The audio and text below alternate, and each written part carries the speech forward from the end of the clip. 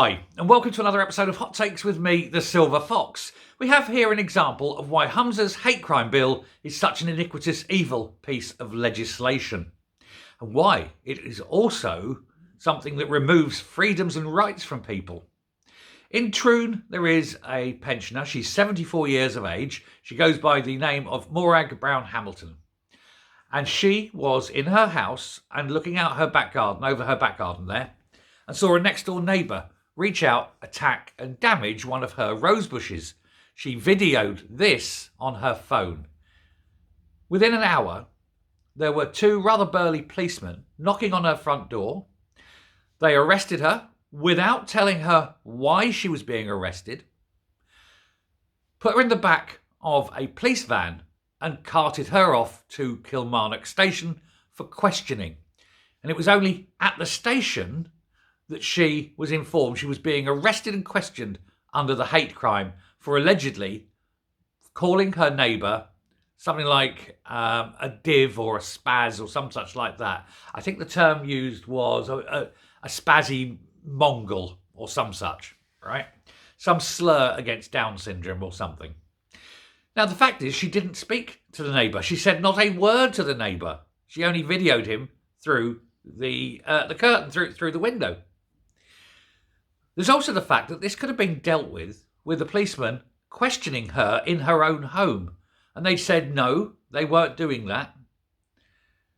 There's also the fact that when you are arrested, you have the right to know at the time you are being arrested what you are being arrested for.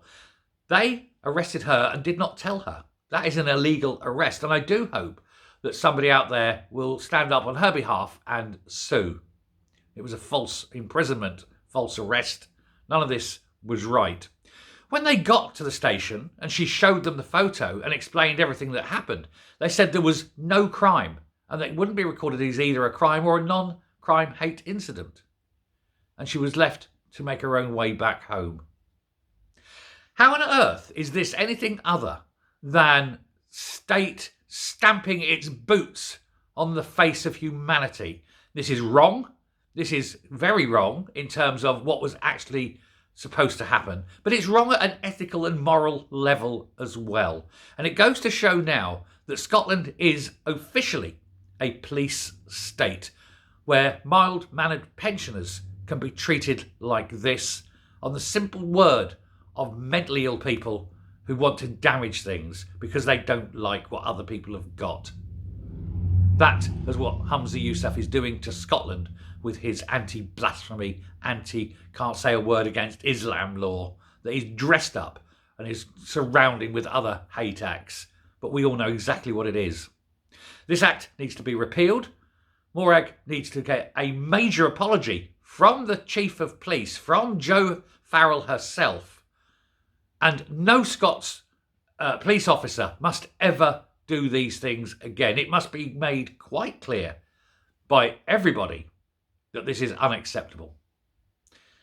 I'll leave it there. Thank you very much, but stand up, keep fighting the good fight, and let's repeal this awful law. Bye.